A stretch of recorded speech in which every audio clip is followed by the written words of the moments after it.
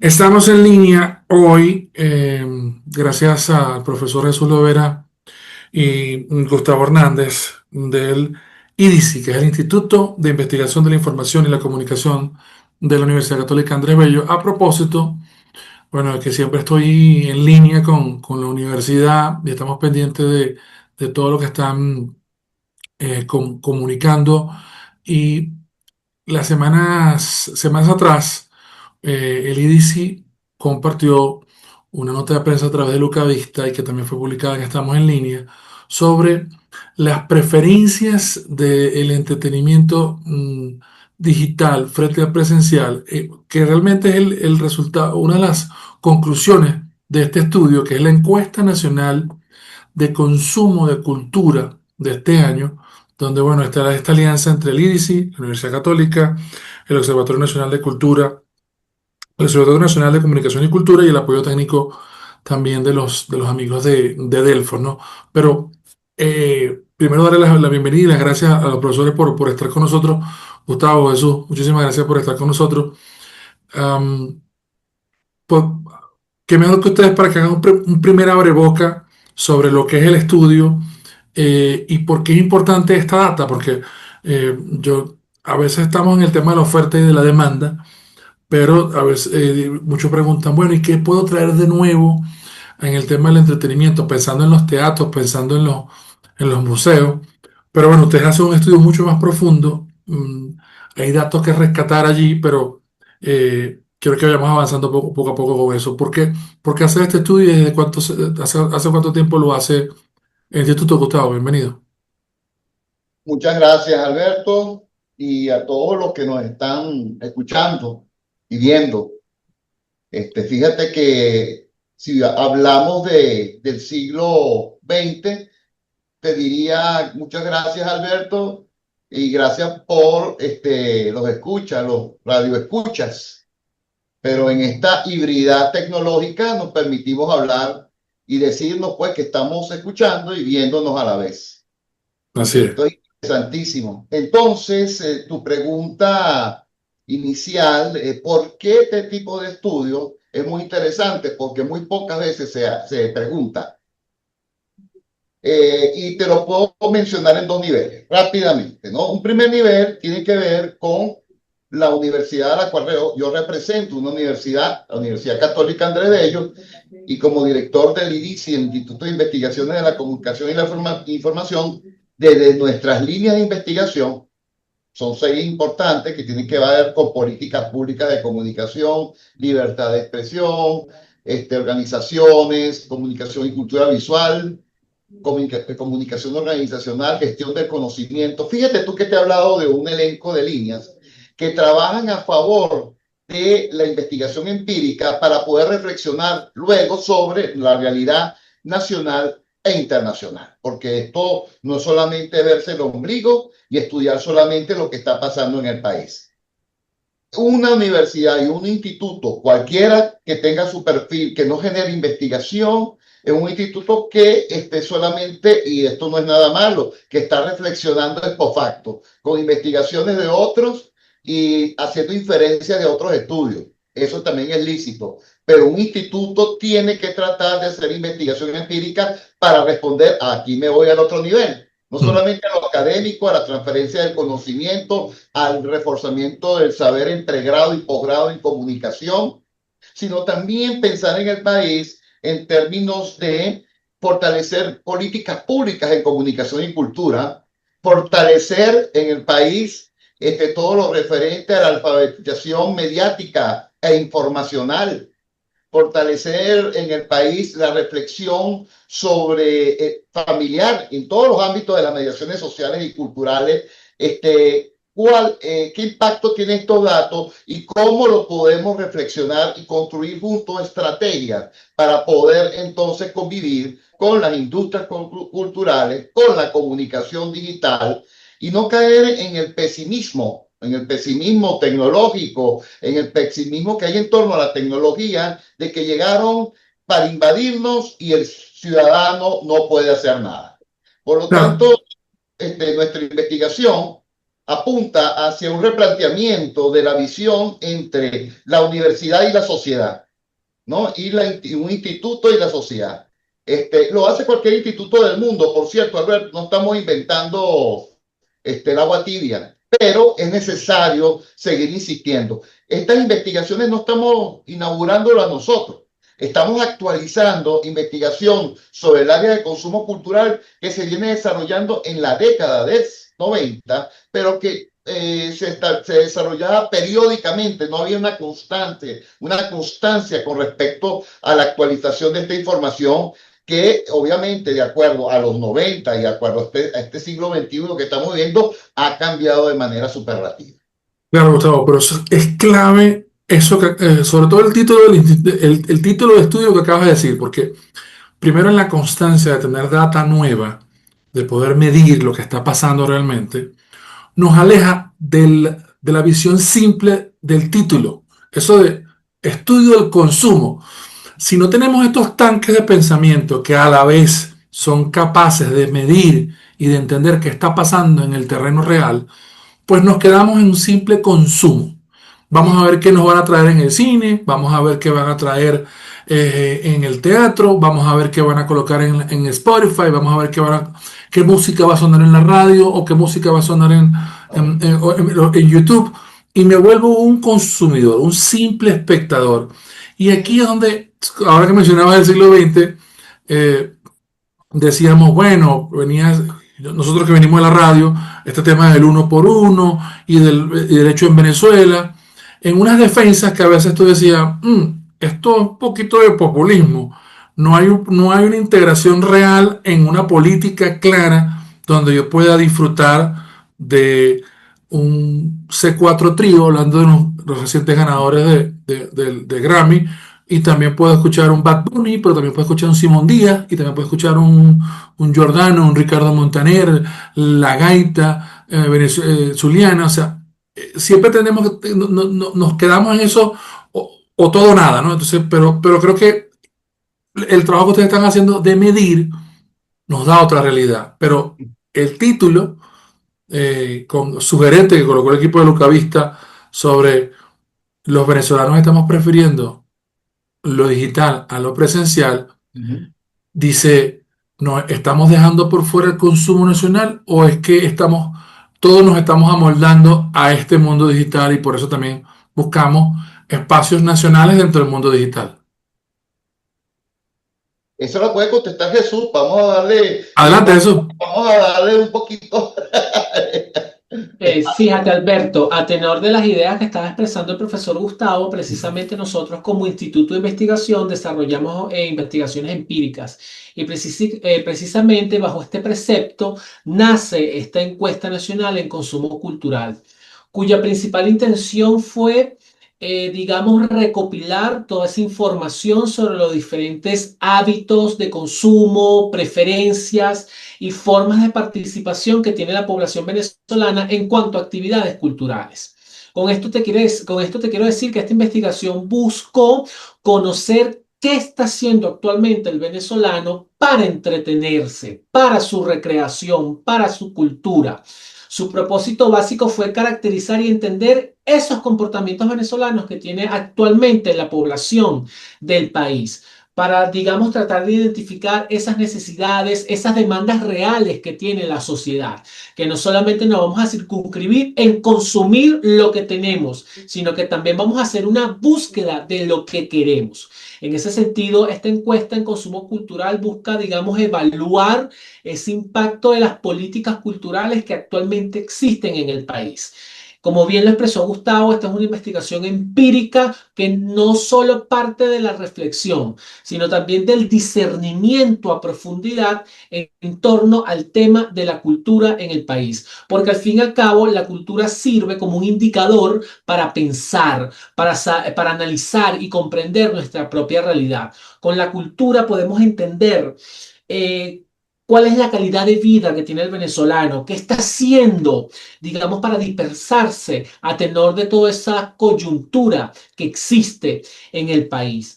Del mismo modo, esta encuesta buscó o tuvo la intención de analizar no solamente aspectos económicos, sino también ese valor simbólico y social que las personas le atribuyen a diferentes bienes y a diferentes servicios. Esta encuesta no solamente se circunscribe en el ámbito del streaming o de la televisión, no. Nosotros también tomamos como eje temático, como objeto de estudio, otros ejes estratégicos. Investigamos sobre radio, cine, televisión, música, redes sociales, podcast, lectura de libros, actividades comunitarias, entre otros. Eso nos permitió tener, como quien dice, una radiografía, un panorama bastante amplio de las diferentes actividades y servicios que el venezolano está consumiendo para su entretenimiento, para su recreación y sobre todo, no solamente para la cultura, sino también para el acceso a la información. Y allí, Jesús y Gustavo, una de las cosas que más me pareció interesante es que con esa radiografía en la mano, tú impactas en, como decía Jesús, en la política pública, en el desarrollo de...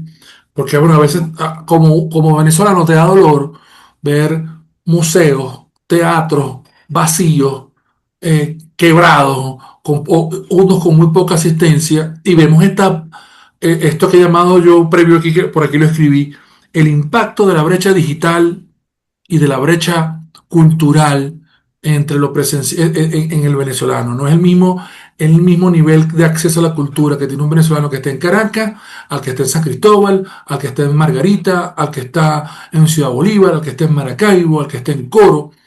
Y, Exactamente. y, y Y que, y, fíjate que que, y que crea esa oportunidad que tú decías, Jesús, de junto con la radiografía, y voy con otra pregunta, la radiografía, rescatar eso que tú decías y también decía Gustavo del tema de la política, pero alguna palabra clave que dio Gustavo al principio que tú también repetiste, Jesús, que es el tema de la industria. ¿Dónde están las oportunidades desde el sector privado? Porque la juventud que nos está escuchando dice, no, no se puede hacer, no se puede hacer arte, no se puede hacer, y mira que eso lo logró nada más Padrón, que le hicieron una serie en Netflix. Y dice, no, sí se pueden hacer cosas, sí, sí tenemos que empezar a adoptar estas tecnologías para poder llegar, incluso desconectarnos de ese parámetro de que la radio se murió y algo que mucha gente dice, lo repite como un mantra, pero el estudio demostró que sí estamos leyendo, que la radio se sigue escuchando. Entonces, no es un tema de un medio sí, un medio no, es un tema de cómo estamos proveyendo de contenido y de cómo estamos desarrollando nuestra cultura. Y ahí sí quiero que a Jesús tome la palabra también y vamos con Gustavo para que empecemos a compartir sobre todo algunos datos del estudio que están en el artículo que publicamos, pero que a mí me parecen muy importantes. Y ahora que hablaste de la televisión y del streaming, del cine, de cómo lo estamos tomando, ¿no? Y de ese acceso a la información. Fíjate que una de las particularidades que nosotros evidenciamos con esta encuesta nacional de consumo cultural son dos cosas. Primero, que el consumo en Venezuela se lleva a cabo dependiendo de tu estrato socioeconómico. Uh -huh. Si tienes una capacidad económica baja, eso va a implicar que tú vas a consumir cierta cultura, mientras que si tienes una capacidad económica alta, vas a consumir otro tipo de cultura. Eso es lo principal, que dependiendo del nivel económico que el venezolano ostente, accede o no a cierto tipo de bienes y servicios de carácter cultural. Y lo otro es, que lo mencionaste, tiene que ver con la edad. Dependiendo de tu edad, si eres más joven, accedes a algún tipo de cultura y si eres quizás un poco más adulto, a otro tipo. Y ahí es donde nosotros evidenciamos lo que tú mencionas con respecto a la brecha digital. Dentro de los hogares venezolanos existe una brecha digital. No, el venezolano en particular cuenta con recursos tecnológicos dentro de su hogar. Es decir, Smart TV, teléfonos inteligentes, acceso a Internet, diferentes herramientas de tecnología de información y la comunicación. Pero estas herramientas están siendo utilizadas en su mayoría por los jóvenes, porque son ellos los que tienen ese conocimiento, esa facilidad de poder manipular y manejar estos recursos tecnológicos. Y gracias a ello es que acceden a este tipo de cultura. Por ejemplo, lo esencial la televisión por streaming. El venezolano se entretiene principalmente con la televisión, específicamente con el streaming.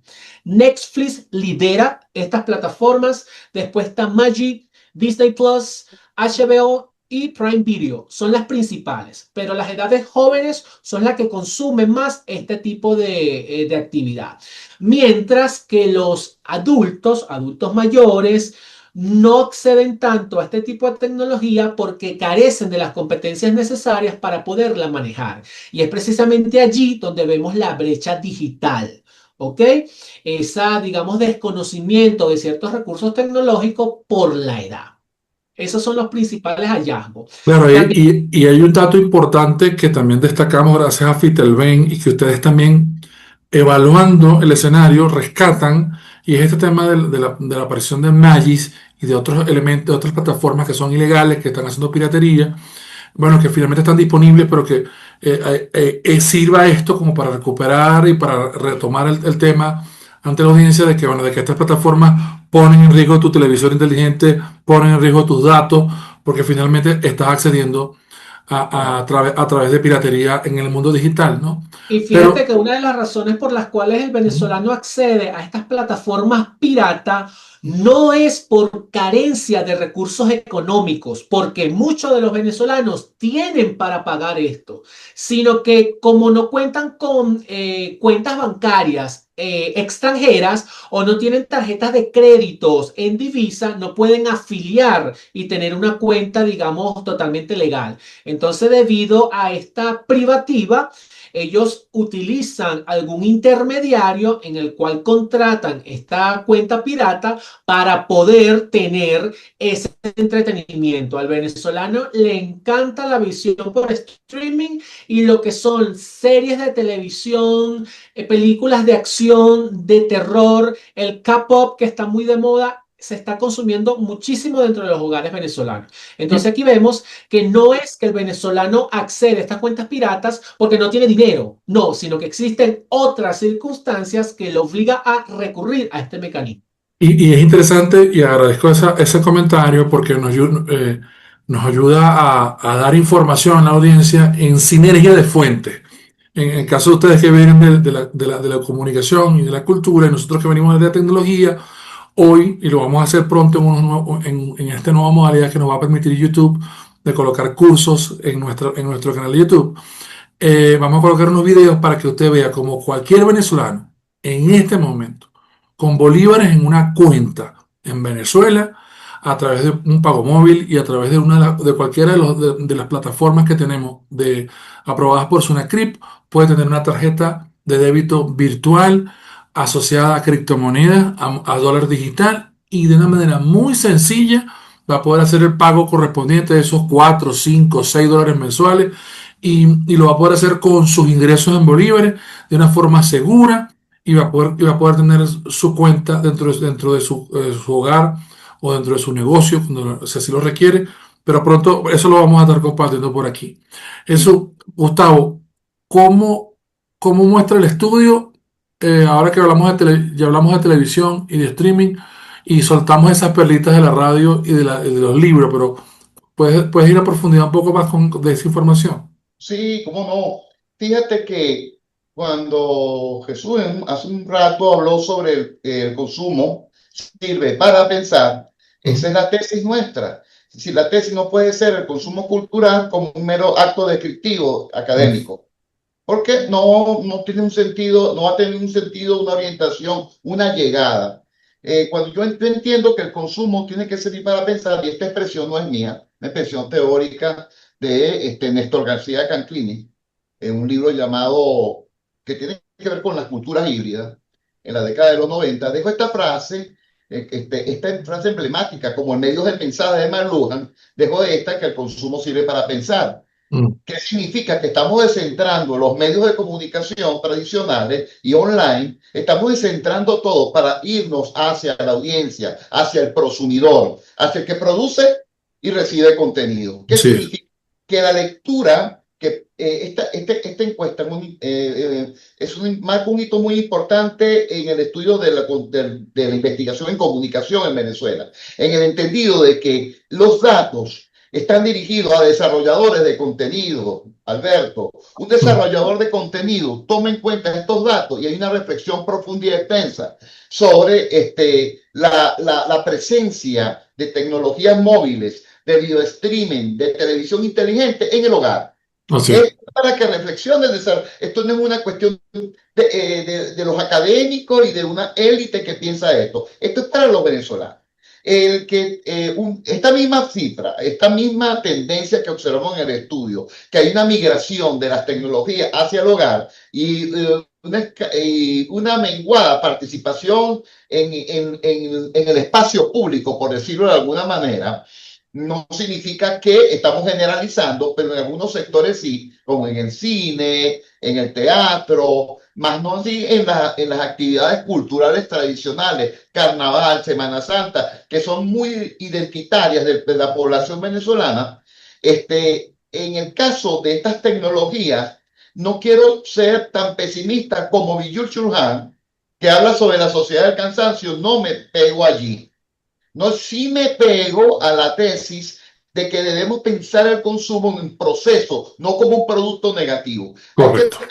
Y también no me pego en la tesis, y aquí que me perdonen los filósofos y los que manejan ética y deontología de la comunicación, no me pego con la tesis de colocarle capas éticas, morales, deontológicas y legales a los procesos que se generan, las buenas prácticas o malas prácticas que desarrollan en torno al uso de Internet, porque eso nos impide pensar, ¿sabes? Eso nos impide, nos crea un estereotipo de uso, que lo malo y lo bueno. Yo invito a la población a que empiece, a los cibernautas, a los que trabajan con tecnología, a que entendamos el proceso, que es una comprensión compleja, que Claro. valga la ética, obviamente la deontología, para un uso correcto, pero no debe imponerse sobre el pensamiento plural con criterios para poder seguir avanzando en la reflexión. Si me Claro. digas, ¿no? Dime. No, no, y eso me hace reflexionar en un reciente libro que acabo de leer de enfocarse en el problema, aunque va dirigido para el tema de startups. Aquí el problema está en cómo yo no solamente satisfago esa necesidad de consumir contenido de eh, de los espectadores, sino también pensar como desde el lado privado, cómo yo, y desde el lado público, cómo yo aprovecho esos espacios públicos o esos espacios privados, esas salas de teatro, para que, lo que me pregunto entonces, cómo es que todo el mundo habla de la más reciente película de Netflix o de la más reciente serie de Netflix y yo no estoy proveyendo de algo competitivo que también refleje, y lo vivimos este año en Netflix se lanzó 100 años de soledad después de tanto tiempo, buscando de esa gran obra de Gabriel García Márquez, que casualmente estoy en este momento en Colombia, y tú comparas lo que es la vida para el adulto mayor, el acceder a espacios públicos en España, como lo acabamos de vivir, y en Francia, que también lo acabo de vivir, y tú dices, epa, nosotros desde Venezuela tenemos que cambiar esa oportunidad de cosas que están allí, que ya están creadas, que valen muchísimo, pero que no le estamos sacando provecho. Entonces, ya para cerrar, les preguntaré a los dos, eh, ¿qué haríamos porque también entramos en este proceso de las brechas y de las comparaciones? Entonces, yo que estoy en San Juan de los Morros, o yo que estoy en Barquisimeto y digo, y que tengo un teléfono y tengo un micrófono y puedo hacer un podcast, puedo hacer una obra para un programa, para una obra, o para hacer un teatro.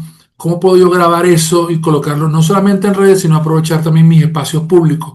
¿Cómo traigo a los jóvenes? ¿Cómo traigo a los niños? ¿Cómo traigo a los adultos? Porque la verdad que hay una oportunidad abierta para todos, pero este estudio te va a dar las luces para entender cómo está el mercado, ¿no?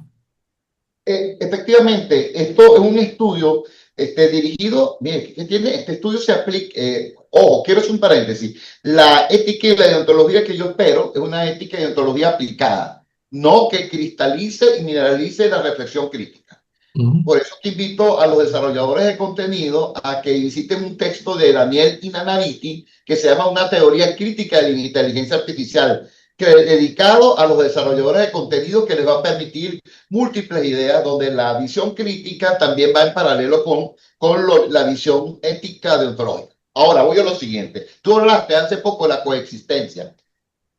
Y hoy en día, de esa coexistencia tecnológica dentro del mundo virtual, mira, te voy a decir algo.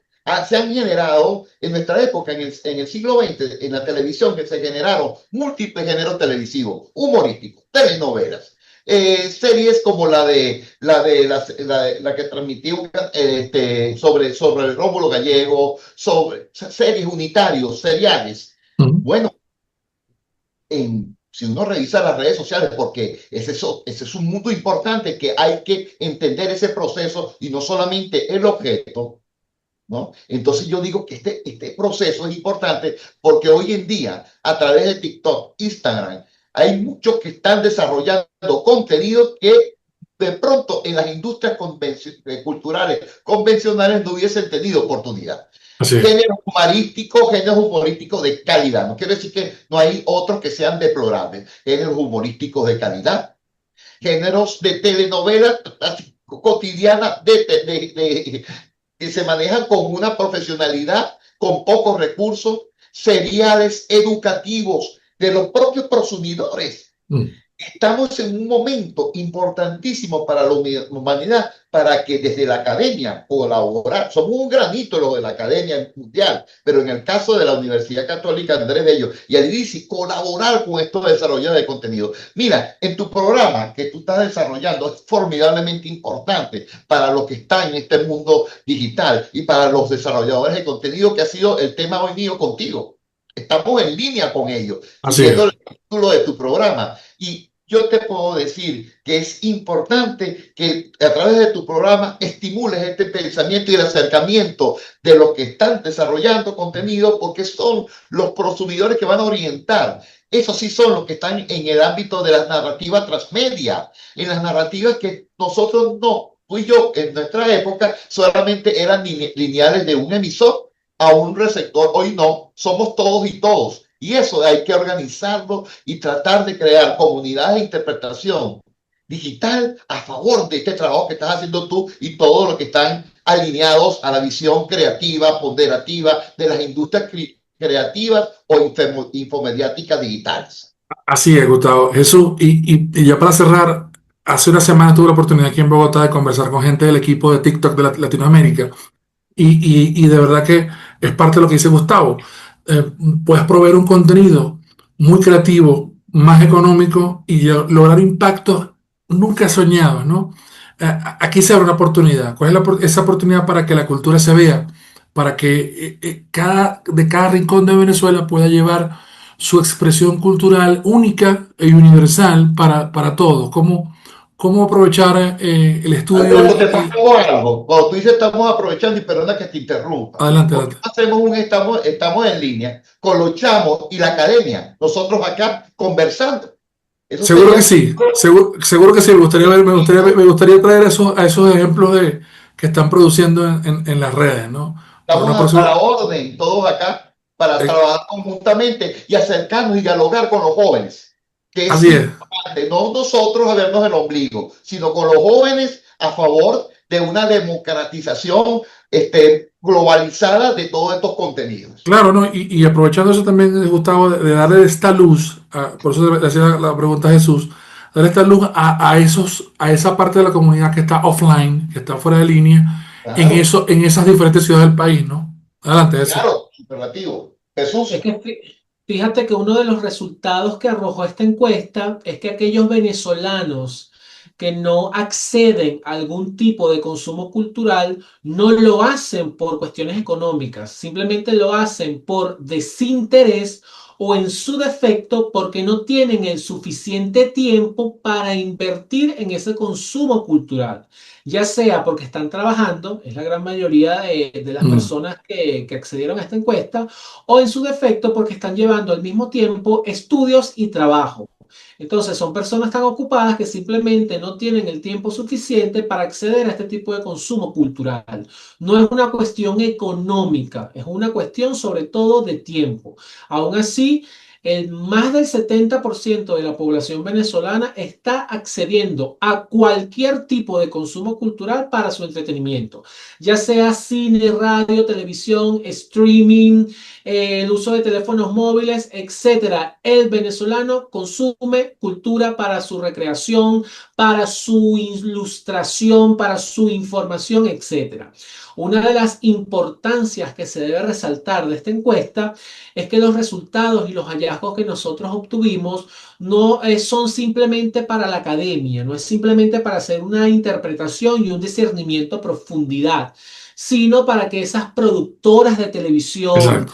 esos promotores de concierto, esos creadores de contenido sepan qué es lo que quiere el venezolano y sobre la base de esa añorancia desarrollen esos nuevos productos. Para eso es que se lleva a cabo este tipo de investigación aplicada y empírica, para darle a conocer a todas esas productoras, televisoras, programaciones, etcétera. Oye, mira, el venezolano está demandando este contenido y es tu labor dar este tipo de respuesta que, bueno, que la población en general está esperando. En Claro, este sentido, sí, en este sentido quiero anclar lo que dice Jesús, que es el Observatorio Nacional de Comunicación y Cultura está totalmente a la orden para asesorías a estos tipos de organizaciones. claro, Necesito, y con eso quería cerrar. Acá en la caja de descripción del podcast van a conseguir el enlace no solamente al estudio, en este caso la publicación del estudio que se hizo a través de Estamos en Línea, sino también ahí van a conseguir los enlaces a las diferentes organizaciones como el ICDI, como el Observatorio.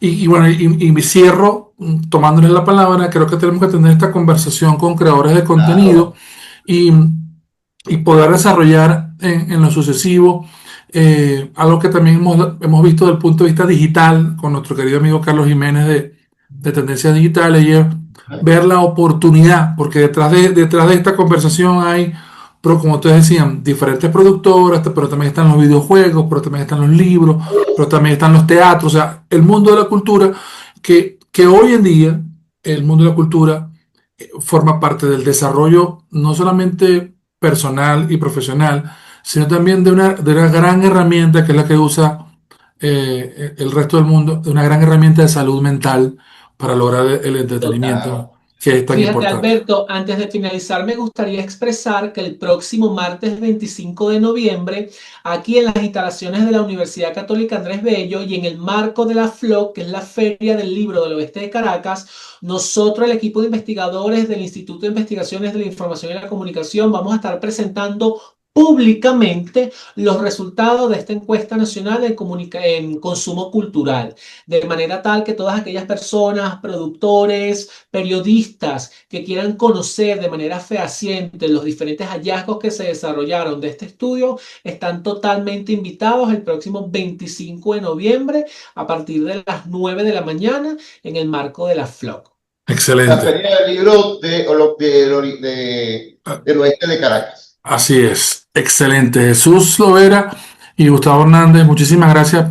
Y bueno, comprometidos para esa próxima conversación con creadores de contenido. Claro que sí. Amigos, Perfecto, amigos, muchísimas gracias. gracias a ustedes. Les dejamos aquí abajo los enlaces para que puedan leer toda la información de ese resumen. Y bueno, y los invitamos a asistir también ese día a la universidad para poder acceder a toda la información. Será hasta una próxima oportunidad. Estamos en Muchas línea. gracias, Alberto. Un gran abrazo.